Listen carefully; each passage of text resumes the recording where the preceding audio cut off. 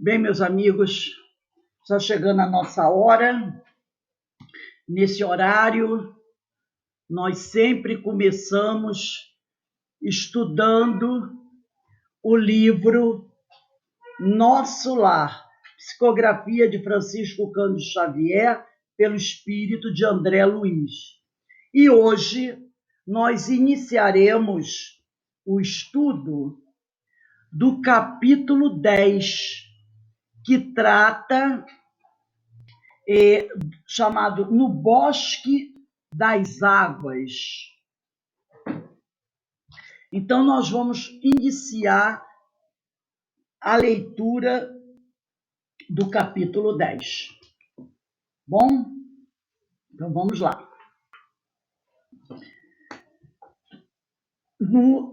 Começamos aqui no primeiro parágrafo. Dado o meu interesse, capítulo 10 do livro Nosso Lar. Dado o meu interesse crescente pelos processos de alimentação, Lísias, que é o visitador da saúde, convidou: vamos ao grande reservatório da colônia. Lá observará coisas interessantes. Verá que a água é quase tudo em nossa estância de transição. Então, a colônia Nosso Lar é uma colônia de transição. Curiosíssimo, diz André Luiz, acompanhei o enfermeiro sem vacilar. Então, eu vou abrir aqui o ecrã.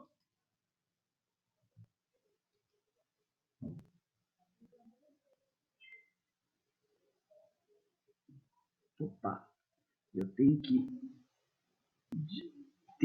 terminar esse daqui que eu esqueci de fechar. Vamos ver aqui como é que eu faço para fechar isso. Gente, aguarda só um minutinho aí. Um minutinho que eu não fechei. Pronto, fechei esse. Vamos abrindo aqui, vou partilhar o ecrã. É porque eu saí de uma aula e não fechei a aula. Aí, como aqui é uma coisa depois da outra, a gente fica meio atropelado. Mas está lá. Vamos lá. Curso do livro Nosso Lar, capítulo 10, primeira parte. Então, estamos avançando. Do Bosque das Águas, né? Porque ele disse aqui, ele disse, verá que a água é quase tudo em nossa instância de transição. Curiosíssimo, acompanhei o enfermeiro sem vacilar. Então, a existência da água foi um dos fatores que possibilitou o surgimento e a manutenção da vida em nosso planeta. Ela cobre a maior parte da superfície terrestre, cerca de 70%, e compõe aproximadamente 75% do organismo humano, sendo de fundamental importância no bom desempenho das funções biológicas. A gente sabe disso, né? Quando a pessoa está bebendo pouca água, dá uma série de problemas, né? Dá problema na pele, dá problema nos rins, dá problema no corpo inteiro. É a substância em maior quantidade nas células, no sangue dos animais e na seiva dos vegetais. E é tanto que, às vezes, algumas pessoas estão perdidas no meio de uma floresta, onde não encontra nenhum rio, ou estão perdidas em alguma região muito seca. Muitas vezes a pessoa encontra água, a pessoa sabendo, né, tendo conhecimento de sobrevivência, a pessoa encontra água nos vegetais e bebe aquela água e sobrevive graças àquela água. Nela habitamos nos primeiros 9 meses de nossa existência física, não é assim? Nós não ficamos no líquido, mergulhados no líquido amniótico? E Emmanuel, no livro Mais Perto, Psicografia de Chico Xavier, tem uma página chamada Água da Vida, onde ele diz assim: na Terra, a água é o ingrediente mais expressivo da vida orgânica. Então, ele está falando sobre os seres vivos. Vegetais, animais, não é? Animais irracionais, animais racionais, os vegetais. No seio morno do mar, nasceram os embriões de toda existência física. Sem a presença dos rios, o homem não construiria a cidade, porque ao longo da história, as primeiras populações do planeta Terra sempre procuravam construir seus aldeamentos próximos aos rios, para ali ter a água, para ali ter a pesca, para ali, quando começaram a plantar, a instituir a agricultura para poder cuidar da planta, então sempre próximo à água. E os animais também, eles estão sempre, né, fazendo suas caminhadas em regiões próximas à água, porque eles sabem da importância da água. E sem a presença dos rios, o homem não construiria a cidade, e sem o apoio da chuva, ninguém colheria os frutos do campo. Então, olha como disse aqui Lísias, ele diz aqui, ó, verá que a água é quase tudo em nossa instância de transição, lá na colônia, e aqui na Terra também, não é? Então, continuando aqui. Importância dos recursos hídricos. Vamos fazer um alerta, muito importante. Recursos hídricos são as águas superficiais ou subterrâneas disponíveis para qualquer tipo de uso de região ou bacia. São as águas que correm nos nossos rios, nos nossos oceanos e os aquíferos. Não são os aquíferos, não são as reservas de água subterrânea? O Brasil tem grandes aquíferos. Então, esses são os recursos hídricos. O mau uso dos recursos hídricos põe em risco a vida de todos os seres vivos e afeta diretamente diversas atividades humanas. Além disso, o aquecimento global vem alterando o ciclo hidrológico do planeta. Nós sabemos disso. E, consequentemente, os padrões de chuvas nas cidades e no campo, agravando ainda mais as mudanças climáticas. Lembra, agora, final do meio de 2020, do segundo semestre de 2020, a questão das queimadas do Pantanal? Normalmente, naquele período, seria o período de grandes chuvas do Pantanal. Chuvas que inundam grandes extensões ali do Pantanal. Mas as chuvas vieram? Não. E o que aconteceu? Terríveis incêndios, sejam naturais ou propositais, não importa. A floresta estava seca. As águas que deveriam descer sobre o Pantanal não desceram.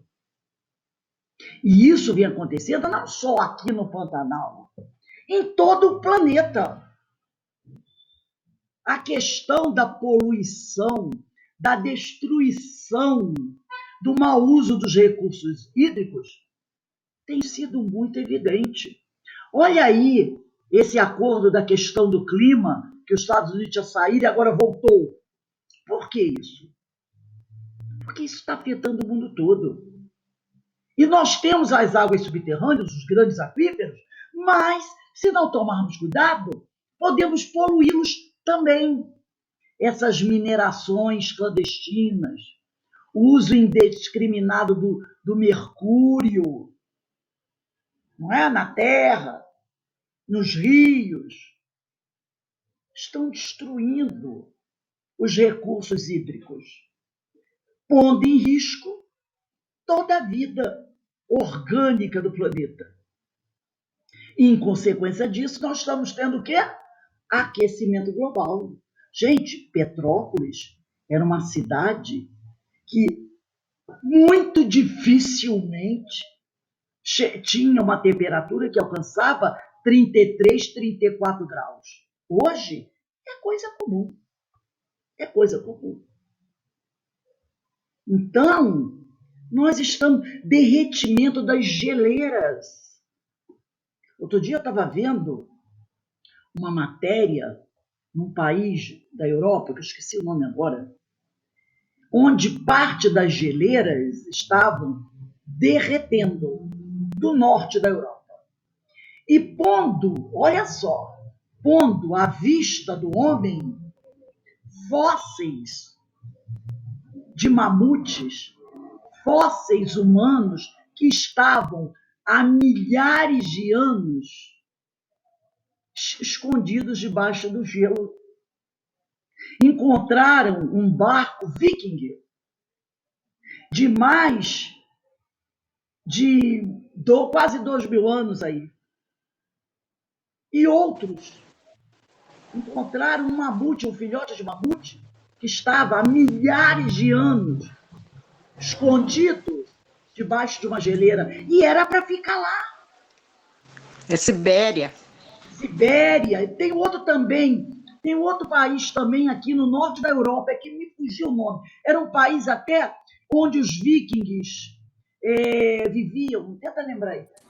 Finlândia. Finlândia, isso. É esses países ali. Tem um outro também, Noruega. São países assim, do norte ali da Europa, que tem uma grande parte do ano suas montanhas, suas regiões geladas. Eles têm um verão muito tímido. E grande parte do tempo é frio. As geleiras, as montanhas estão derretendo e deixando à mostra o que deveria ficar enterrado. Agora tem um perigo também.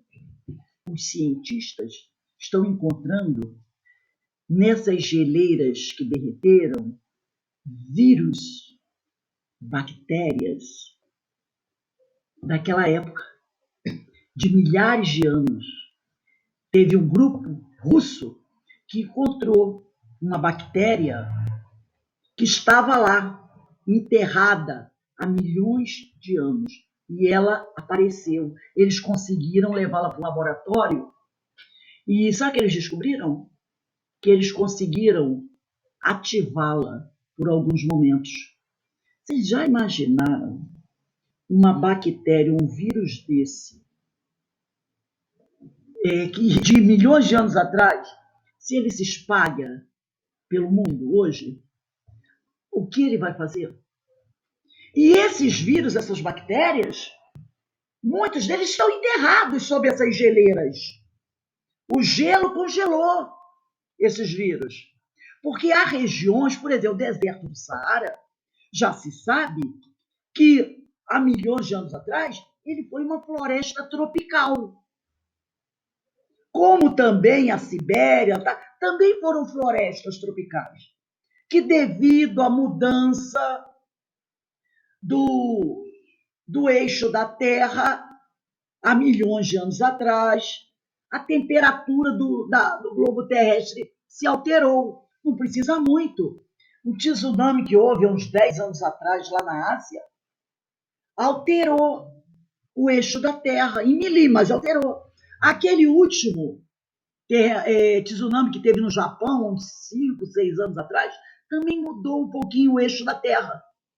Então, imagine os grandes cataclismos, terremotos que aconteceram na Terra há milhões de anos, provocando novas eras do gelo. Isso tudo alterou o eixo da Terra e mudou a temperatura de algumas regiões. Regiões que eram florestas tropicais se tornaram regiões geladas. Regiões como o deserto, que eram florestas, viraram deserto. E de vez em quando eles cavam, eles encontram muito carvão mineral, que é fruto, né? É fóssil de grandes florestas que existiram há milhões de anos, quando as grandes samambaias gigantes existiam sobre a Terra. Essa samambaia que a gente tem no jardim, elas eram gigantes, monstruosas. E aí tem o carvão mineral. Então, de vez em quando, os arqueólogos, os cientistas, encontram esses fósseis, comprovando que aquela temperatura atual daquela região não foi a temperatura de milhões de anos atrás. mostrando que houve uma mudança climática no planeta. Então, uma região que havia uma certa bactéria, um certo vírus, por mudanças climáticas, algumas ocorreram lentamente, outras foram muito bruscas. Esses vírus, essas bactérias, ficaram enterrados lá no gelo, como muitos mamutes, dinossauros. Esse filhote de mamute que eles desenterraram, acho que foi na Sibéria, eles chegaram a detectar que ele havia se alimentado recentemente antes de morrer. Então, eles dizem que pode ter sido uma onda de frio, que acontece isso. De repente, vem uma onda de frio muito violenta e ela vem como se fosse uma ventania muito rápida e muito violenta, muito fria. E ela vem de uma violência que, onde ela passa, ela congela instantaneamente tudo que a vida que ali estiver. Então, nessas regiões muito frias, de 60, 80, 90 graus abaixo de zero, existe esse fenômeno, que é como se fosse um vento congelante que ele passa e congela. E depois, com o tempo, a neve vai caindo, o gelo vai se fazendo. Então, eles encontraram um alimento, disseram que ele havia acabado de se alimentar, porque o alimento ainda estava congelado no estômago do animal. E, com isso, também as bactérias, e ao descongelar essas geleiras, essas bactérias podem se descongelar. E a gente não sabe, botando entre aspas aí, pelo capricho da natureza, o que pode acontecer. Mas o porquê do aquecimento global? Por quê? É um fenômeno natural ou é causa da má educação do homem? Incêndio em florestas, a poluição de gases, as queimadas, na verdade? Grandes regiões com grandes extensões de gado, tudo isso colabora. Então, olha o problema que nós podemos trazer. Então, ele diz aí, além disso, o aquecimento global vem alterando o ciclo hidrológico do planeta e, consequentemente, os padrões de chuva nas cidades. E nós estamos vivendo isso. E no campo, agravando ainda mais as mudanças climáticas. A ação do homem vem causando danos à preservação da água. Água tão importante. 70% do planeta é coberto por água. 75% do nosso corpo é preenchido por água. Seja por contaminação de rios, lagos e represas, ou pelo uso irrestrito e desnecessário desse recurso. Porque a gente tem aquela coisa, né? A água nunca vai acabar. Vai sim. É comum se pensar que a preservação e o uso consciente da água deve partir apenas do governo, das empresas e indústrias, que são os maiores poluidores. Mas a população também pode ajudar, e muito, com atitudes simples e mudanças de hábitos. Quer dizer, reeducação. Educar e conscientizar as novas gerações sobre a importância de se preservar os recursos hídricos são ações fundamentais para se garantir a sobrevivência dos nossos rios e de todas as formas de vida na Terra. Como diz o nosso irmão Vinícius Pedro de Camargo, o problema do homem é um problema de educação. Então, nós precisamos educar e conscientizar as novas gerações. E, como diz o Evangelho, lá pela quarta, terceira, muitas vezes, mas quarta e quinta geração, quem é que vai estar aqui na Terra? Nós mesmos. Nós seremos os herdeiros dos nossos descalabros. Porque seremos nós que muitas vezes reencarnamos na própria família na quarta, quinta geração, como nosso tataraneto, trineto, bisneto. Muitas vezes somos nós mesmos. Lei de causa e efeito. Que mundo vamos herdar de nós mesmos? Olha aí, até agora a coisa anda meio esquisita. Então é bom da gente começar a pensar isso. Que mundo eu estou deixando para mim, para as gerações futuras, onde eu estarei incluído? É reflexão. É reflexão. E não é mais, como diz alguns amigos aqui, história da carochinha, não. É realidade, é ciência. Vamos seguir a leitura do livro Nosso Lago. Chegados a extenso ângulo, quer dizer, lado da praça, o generoso amigo acrescentou: esperemos o aeróbus. Mal me refazia da surpresa de ouvir falar daquele bosque das águas, quando surgiu o grande carro. E mal se refazia da surpresa de ouvir a palavra aeróbus, né? Quando surgiu o grande carro, suspenso do solo a uma altura de 5 metros, mais ou menos, e repleto de passageiros. Ao descer até nós, à maneira de um elevador terrestre, examinei-o com atenção. Não era máquina conhecida na Terra, constituída de material muito flexível, tinha enorme comprimento, parecendo ligada a fios invisíveis, em virtude do grande número de antenas na tolda, né? Na cobertura. Mais tarde, confirmei minhas suposições, visitando as grandes oficinas do Serviço de Trânsito e Transporte, né? Então, até aqui, ele ficou surpreso, né, André Luiz, quando Lísias falou sobre o que representa a água para todos nós, encarnados e desencarnados. Quer dizer, ele falou dos desencarnados, e eu falei aqui dos encarnados. Foi uma grande surpresa, né? Quer dizer, surpresa para nós não, nós sabemos, só não queremos encarar.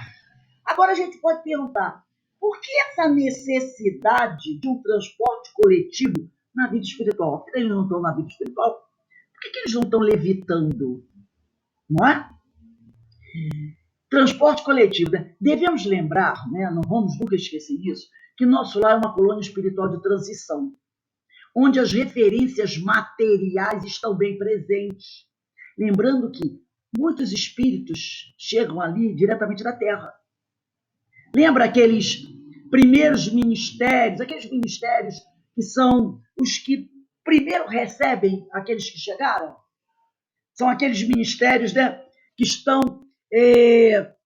vamos dizer assim, que não são de elevação divina e nem superior. É o da regeneração, o do auxílio, da comunicação, do esclarecimento, mais próximos das esferas terrestres. Então, eles recebem aqueles espíritos que já desencarnaram há pouco tempo e trazem aquelas referências da Terra. Lembra do problema da comida? Por que deu aquele problema da comida? Porque são espíritos que estão ali trazendo aquelas necessidades ainda. Então, ideias muito presentes ainda das questões da matéria. E muitos espíritos que ali se encontravam ainda não estavam aptos a utilizarem meios próprios de se locomoverem nas distâncias, que é a levitação. Então, muitos que estão chegando ali não têm ainda essa coisa desenvolvida. Eles ainda estão muito presos ao caminhar, pé no chão, entendeu? Então, eles se sentem ainda, não conseguem ainda desenvolver essas capacidades.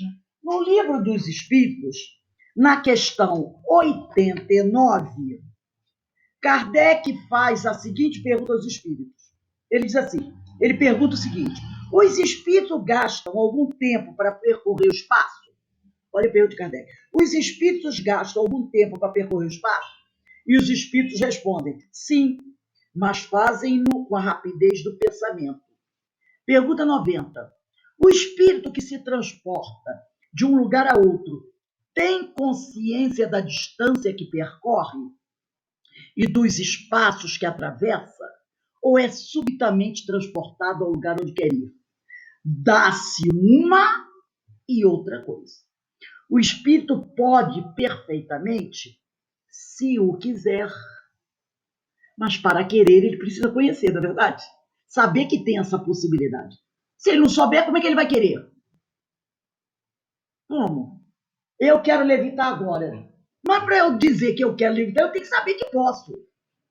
Então ele diz aqui, se o quiser, inteirar-se da distância que percorre, mas também essa distância pode desaparecer completamente, dependendo isso da sua vontade. Aí ele bota aqui uma informação, bem como da sua natureza mais ou menos depurada. Significa da sua bem como do seu grau evolutivo. Entendeu? Da sua natureza mais ou menos depurada. Se não for, ele nem vai ter noção que ele pode fazer aquilo. Então ele vai precisar relembrar. E muitos não conseguem nem andar, se arrastam.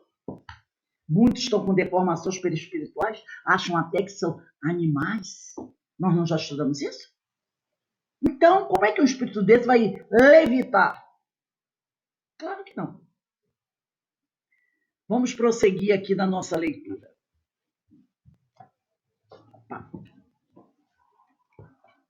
Lísias não me deu tempo a indagações.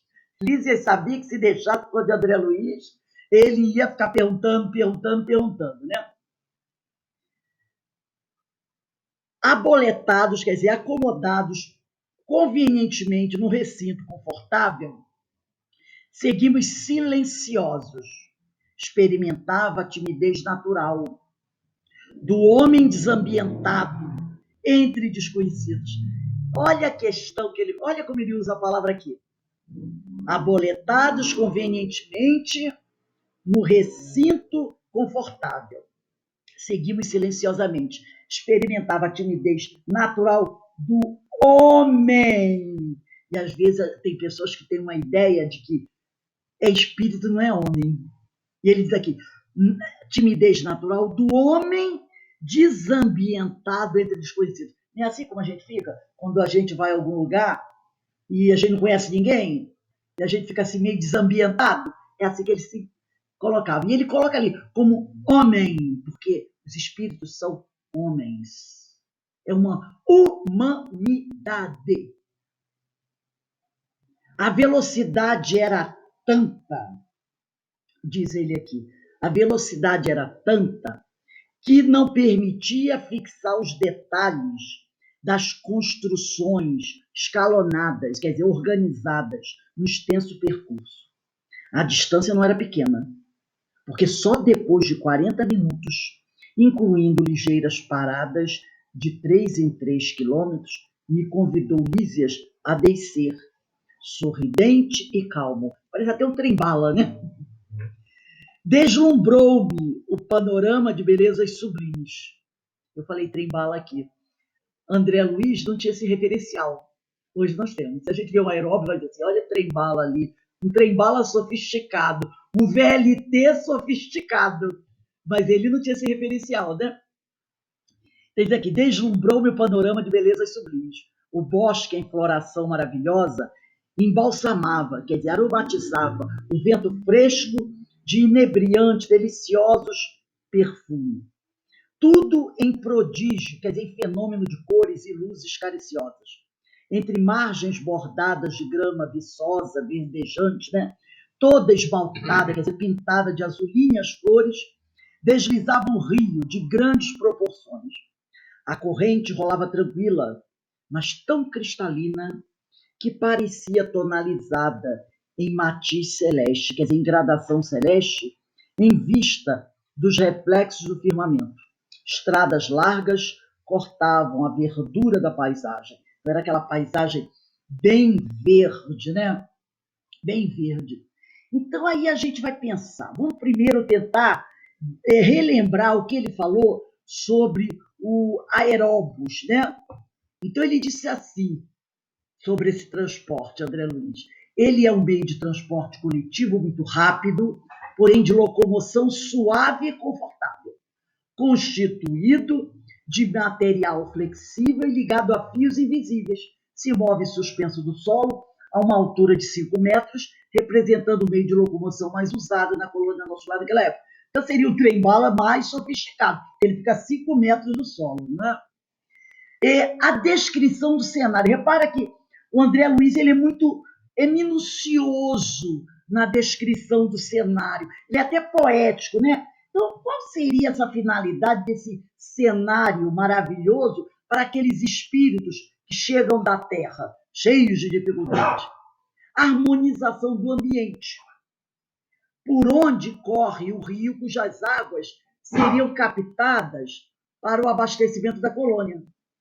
É a natureza da vida espiritual refletindo a beleza da criação pela modificação do fluido cósmico universal através de mentes superiores. Lembra quando Kardec diz assim? Basta o espírito pensar que ele cria?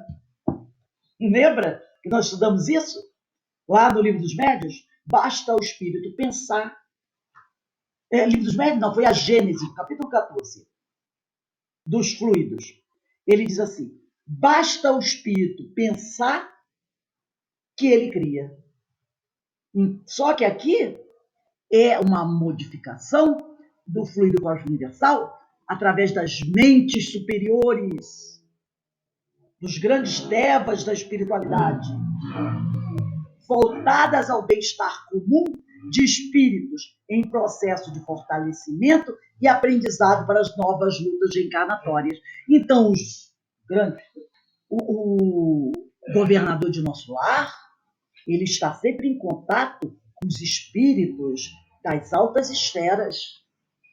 E se nós, espíritos perfectivos, a caminho da evolução, atravessando desertos, conseguimos criar, não criamos? Claro que criamos. Nós criamos paisagens, criamos tantas coisas.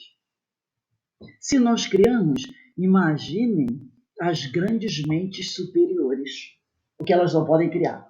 Mas tudo, tá lá, transformação, modificação. Não é criado, hoje eu vou fazer uma mágica.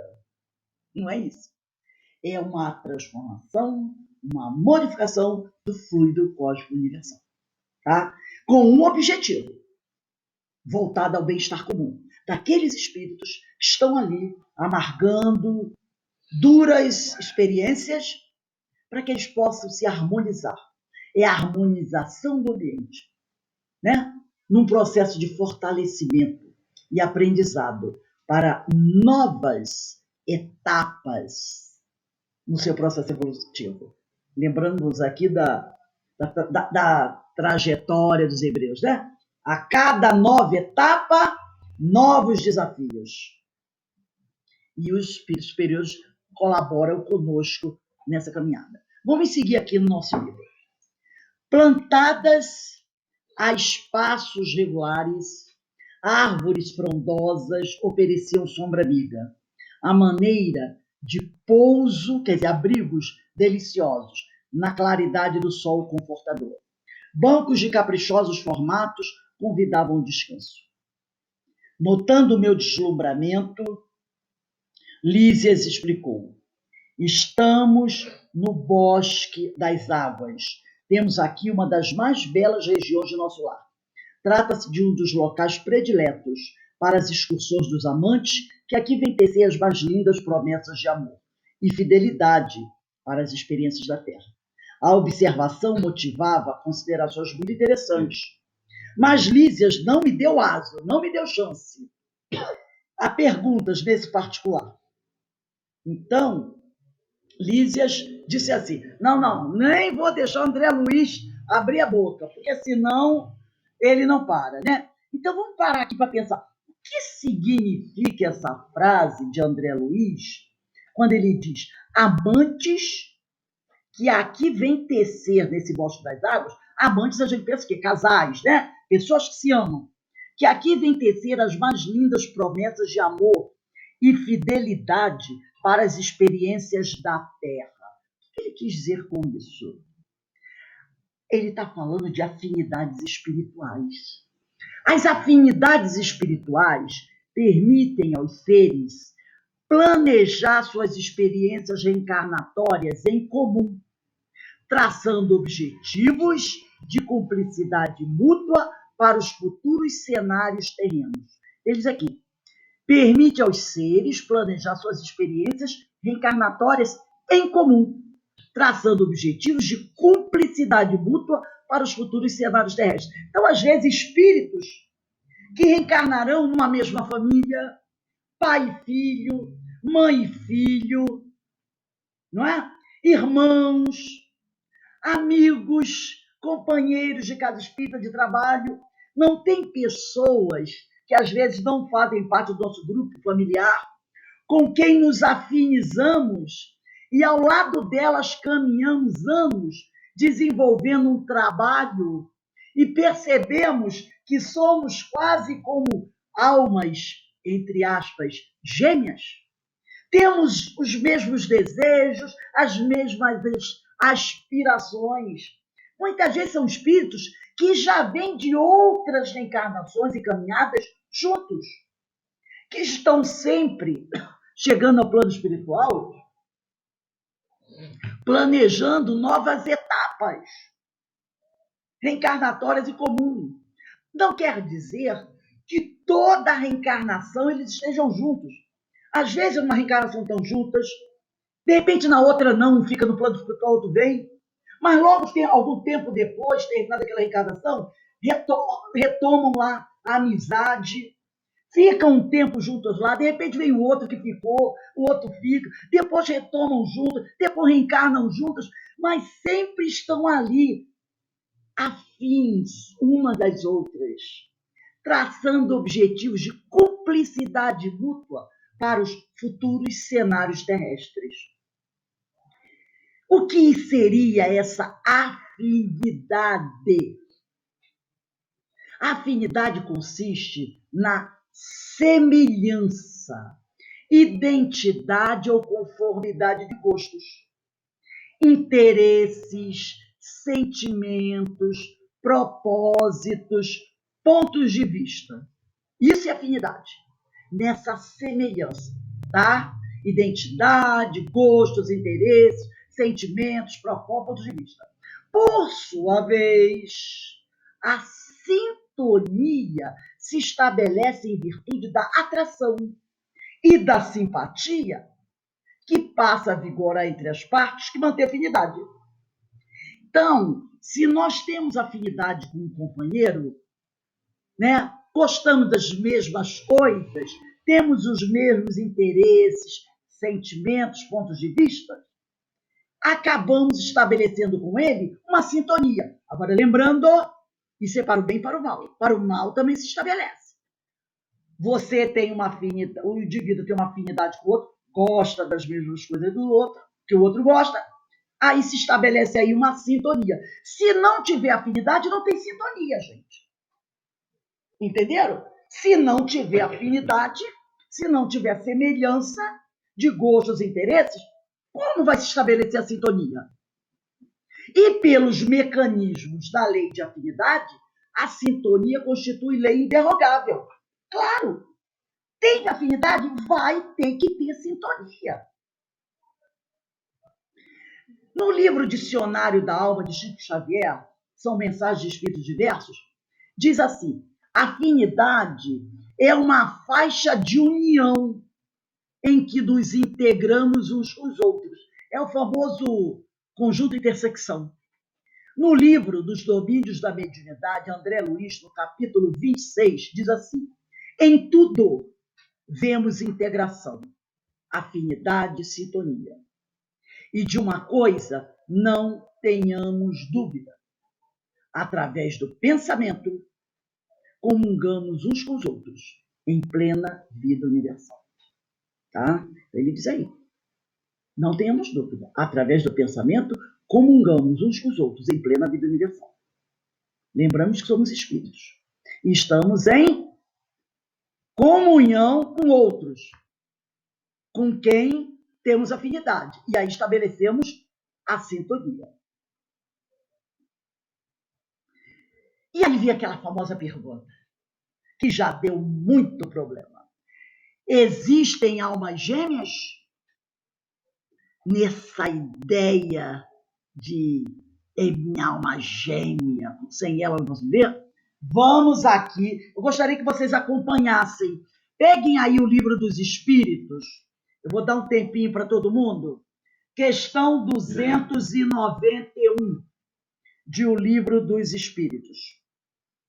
Vamos lá. Todo mundo pegou?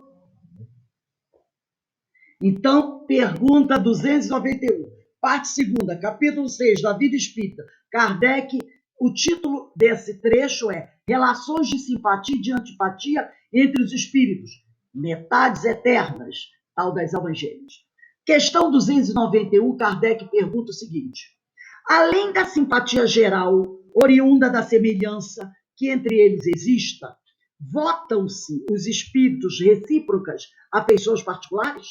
Os espíritos respondem, do mesmo modo que os homens, sendo, porém, que mais forte é o laço que prende os espíritos uns aos outros, quando carentes de corpo material, desencarnados. Porque, então, esse laço não se acha exposto às vicissitudes das paixões. Vamos pular agora para 298. Seguinte pergunta que Kardec faz. As almas que devam unir-se estão, desde suas origens, quer dizer, desde que foram criadas, predestinadas a essa união? E cada um de nós tem, em alguma parte do universo, sua metade, quer dizer, sua metade eterna, sua alma gêmea, a que fatalmente um dia se unirá? Quer dizer, olha só, fatalmente um dia se unirá? Eles dizem, não. Não há união particular e fatal de duas almas. A união que há é a de todos os espíritos, mas em graus diversos, segundo a categoria que ocupam, isto é, segundo a perfeição que tenham adquirido. Então, quando você passa para o outro nível, você vai se afinizar com outros espíritos, né? Aí ele diz aqui, quanto mais perfeitos, tanto mais unidos, são mais puros. Da discórdia nascem todos os males dos humanos. Da concórdia resulta a completa felicidade. Quer dizer, da discórdia vem a desunião, o afastamento. Da concórdia vem a união. Questão 299. Em que sentido se deve entender a palavra metade, de que alguns espíritos se servem para designar os espíritos simpáticos? A expressão é inexata.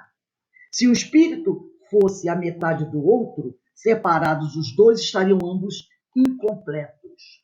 Questão 301. Dois espíritos simpáticos são complemento do outro? Ou a simpatia entre eles existente é resultado de identidade perfeita?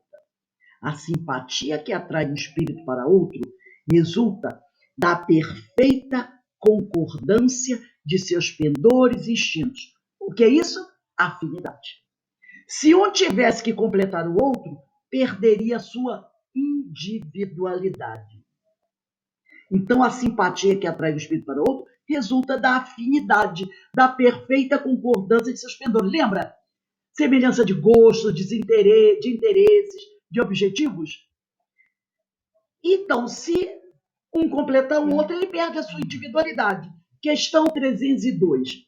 A identidade necessária à existência da simpatia perfeita apenas consiste na analogia dos pensamentos e sentimentos ou também na uniformidade dos conhecimentos adquiridos? Então, ele quer saber se essa identidade necessária à existência da simpatia perfeita apenas consiste na analogia dos pensamentos e sentimentos, ou também na uniformidade dos conhecimentos adquiridos, na igualdade dos graus de evolução. Tá? Então, não é só na analogia de pensamentos e sentimentos, não é só dos conhecimentos adquiridos, é na igualdade dos graus de evolução. E na questão 303, 303A, não é a 303, é a 303A, nós vamos ler só a notinha de Allan Kardec. Ele diz assim, a teoria das metades eternas, que é a história das almas gêmeas, encerra uma simples figura, representativa da união de dois espíritos simpáticos. Trata-se de uma expressão usada até na linguagem vulgar e que se não deve tomar ao pé da letra. Não pertencem, de certo, a uma ordem elevada os espíritos que a empregaram. Então, ele está dizendo aqui, quem falou, quem está usando essa expressão metades eternas são espíritos que não são de uma ordem elevada. Percebeu? São espíritos que não têm conhecimento. Ele já falou aqui. Aquele espírito que insistir nessa questão de metades eternas, podem crer, são espíritos que não pertencem a uma ordem elevada. Necessariamente limitado, sendo o campo de suas ideias, né? Ele chamou aqui, assim, eles não têm conhecimento. É limitado o campo de suas ideias. Exprimiram seus pensamentos com os termos de que se teriam utilizado na vida corporal. Não se deve, pois, aceitar a ideia de que, criados um para o outro, dois espíritos tenham fatalmente que se reunir um dia na eternidade, depois de haverem estado separados por tempo mais ou menos longo. Então, aquela história, né? Agora morreu o marido, ficou a esposa. Agora ela morreu. Agora ela vai se reunir na eternidade com o marido. Não. Ele diz aqui, ó. Dois espíritos que tenham fatalmente que se reunir um dia na eternidade, ele diz aqui, ó. Não se deve, pois, aceitar a ideia de que, criados um para o outro, dois espíritos tenham fatalmente que se reunir um dia na eternidade. Eu vou me reunir com meu amante, com a minha mulher adorada, né? Depois de haverem estado separados por tempo mais ou menos longo. Então, essa ideia de que vão estar juntos não é verdadeira. E ele diz, o espírito que insiste nessa tese de metade eterna é espírito que não tem conhecimento e não é de um grau elevado. Isso que nós estamos falando aqui vem esclarecer aquele tema constando que nós encontramos no livro O Consolador, psicografia de Francisco Cândido Xavier pelo Espírito de Emmanuel. No livro Consolador, das questões 323 a 328, há perguntas que foram feitas a Emmanuel e que Chico Xavier psicografou, aonde ele fala sobre almas gêmeas, metades eternas, dizendo que elas existem. Isso deu uma celeuma. E a FEB, quando Chico entregou os manuscritos do livro para a FEB, ao ler, analisou e disse assim, isto que está aqui, da questão 323 a 328, está em contradição com o que Kardec disse nas questões 291, 298, 299, 301, 312 e na nota da questão 303A. E aí eles pediram ao Chico que eles disseram ao Chico assim, ó, nós queremos mandar uma mensagem para Emmanuel, querendo saber por que essas questões do livro Consolador, que vão da questão 323 a 328, está em desacordo com as citações, as questões do livro dos Espíritos. E aí o Chico perguntou a Emmanuel. E Emmanuel mandou uma nota que está ao final do livro O Consolador, questão 200, página 213, 230, meu livro antigo, aonde ele fala o seguinte, tá? O Emmanuel esclarece o seguinte, de forma curta, que a teoria das almas gêmeas ou metades eternas, que ele fala, não seria essa das metades eternas, mas das almas perfeitamente identificadas. Quer dizer, das almas que têm afinidade e estabelecem sintonia. E aí ele diz mais, que o que ele disse talvez não tenha sido muito bem filtrado pelo médium. Quem é o médium deles? Deixa eu ver. Mais ou menos assim. Talvez o médium não tenha captado perfeitamente o sentido das minhas palavras. Mas ele pede, deixa aí o texto, não retirem o texto do livro, não. Mantenham as perguntas, mas coloquem essa observação que vocês fizeram, que vocês acharam que as perguntas estão em contradição com Kardec, coloquem isso, mas coloquem também esse meu esclarecimento. E aí ele diz mais uma coisa, ele diz assim, o dia que vocês acreditarem que eu estou falando algo que vai de forma contrária ao ensinamento do codificador, me abandonem e fiquem com ele. Ele coloca isso. Então, ele esclarece que a teoria das almas gêmeas, que ele trata, e que ele diz que talvez Chico não tenha captado bem, a ideia dele não seria essa das metades eternas, onde um casal vai ficar eternamente junto para a eternidade, né? Aqueles amantes. Não. Essa teoria das almas gêmeas que ele fala é dessas almas perfeitamente identificadas. Quanto mais evoluídas, mais identificadas. Aquelas que têm uma afinidade de interesses, estabelecem uma sintonia e planejam futuras reencarnações para desenvolver a... Ele disse, quando ele usou almas gêmeas, ele falou com esse sentido, não esse sentido das metades eternas, eu sou ele sou eu, nós nos completamos, um sem o outro não vive. Não foi sobre isso que ele falou. Mas a ideia que ficou foi essa. E aí, lembrando a Febe essas questões no Livro dos Espíritos, ele explica que não foi isso, que ele não tinha, a ideia dele não ir contra o ensino de Kardec, que nós lemos aqui, e que o dia que isso acontecer, que ele escrever algo que vá contra Kardec, esqueçam dele, Emmanuel, e fiquem com Kardec, com o codificador. Bom? Então, aqui, meus irmãos, vamos encerrando o nosso estudo do livro Nosso Lar, tá? Que a gente possa, né, fazer essa leitura aí do livro Consolador, na questão 323 a 328. As páginas onde tem a nota de, pelo menos no meu livro, na nota de Emmanuel no livro Consolador, que o meu livro é bem antiguinho, está lá no final, é da página 231 a 233. É só pegar o livro Consolador, ver as 2, 3 últimas páginas do livro, vocês vão ver a nota da Febe, a nota de Emmanuel. Mas a ideia é essa. A ideia é Kardec. Livro dos Espíritos, questões 291, 298, 299, 301, 302 e a nota da questão 303A. Ali da verdade. Não existe essa história de metades eternas. Existe, sim, espíritos que estabelecem uma afinidade e aí, tendo essa afinidade, se estabelece a sintonia para os dois lados.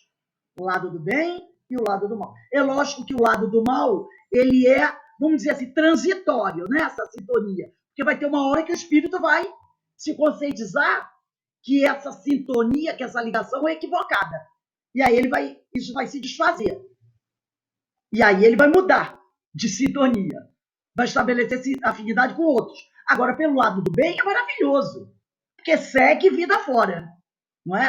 Ela é boa, segue vida fora. Aqui se estabelece no mal, ela é temporária, porque nenhum espírito fica eternamente no mal, equivocado. Tem um momento que ele para e aí ele começa a refletir, ele começa a mudar a sua caminhada, tá bom? Alguém quer perguntar alguma coisa? Alguém está com dúvida em alguma coisa? Tudo bem?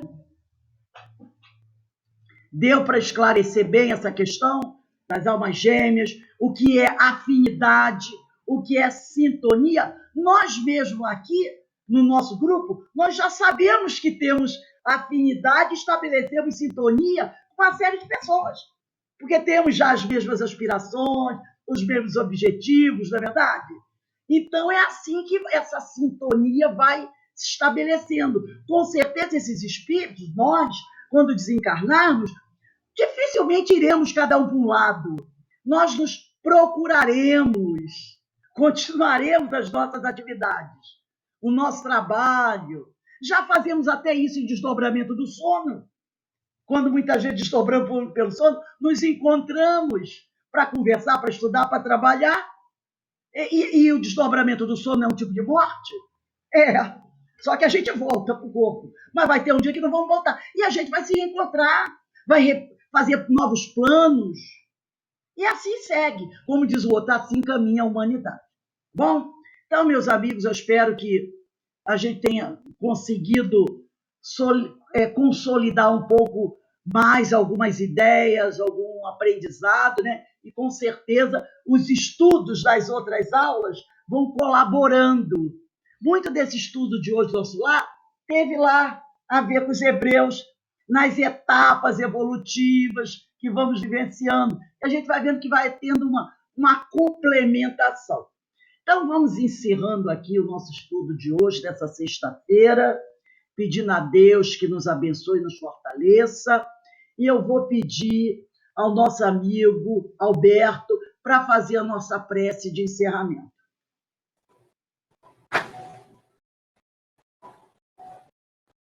Levando os pensamentos a Deus, o Senhor da vida,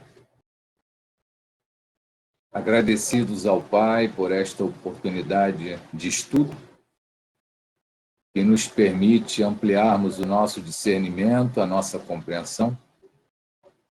Agradecidos estamos ao Mestre Jesus por nos disponibilizar os seus ensinamentos tão necessários para o nosso aprendizado como espírito. Agradecidos aos Espíritos do Senhor, os santos Espíritos, os Espíritos do Senhor, que nos trouxeram essas instruções, que nos fortalece, que nos esclarece, que nos consola em nosso caminhar.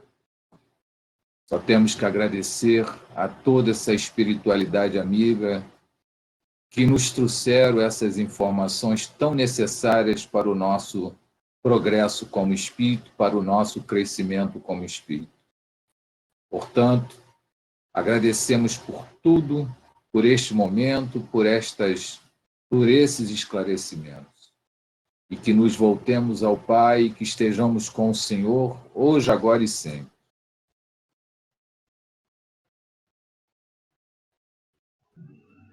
Agradecemos ao nosso irmão Alberto suas palavras. Desejamos para todos agora um bom fim de semana, uma boa sexta-feira. Se cuidem. Vamos observar aquele alerta sobre a água, né? Sobre os nossos recursos hídricos. Eu achei importante a gente conversar sobre isso. É sempre bom relembrar algumas questões para todos nós, não é? Então, meus amigos, uma boa noite para todos. Que o Senhor abençoe a todos vocês. Beijinho no coração, Marisa, Menezes, Carmen Dolores, Jorge, Iraci, Suzy, Denise. Espero que você melhore, Denise. Ideína, Tá todos bom, esses obrigada. amigos, os amigos espirituais que estão conosco aqui, estão com vocês aí, estudando, aprendendo, nos ajudando, nos inspirando, né? Eles estão em todos os lugares. Que Deus os abençoe e também os fortaleça, porque eles nos ajudam, nos protegem, nos amparam muito. E também precisam que alguém rogue por eles, como eles rogam por nós, não é verdade? Então, que Deus os abençoe, os fortaleça, porque cuidar da gente não é coisa fácil não, hein, gente? Não é tarefa fácil, não. E a gente Boa noite a todos. Então, um beijo para todos vocês, meus irmãos. Que Deus Um abençoe. Boa beijo, noite. Obrigado. bom final de semana, pessoal. E Bom fim de semana. Cuidem-se, os abençoe a todos. cuidem-se. Um Abraço aí abraço. da minha amiga Regina. Abraço Tchau. Ok. do Valdir. Boa noite. Até a Tchau, próxima. gente. Boa noite. Um Obrigada. abraço. Boa noite. Abraço aí da Cuidem-se. Maria Boa Elisa. saúde. Tchau. Obrigada. Tchau. Tchau, tchau, tchau.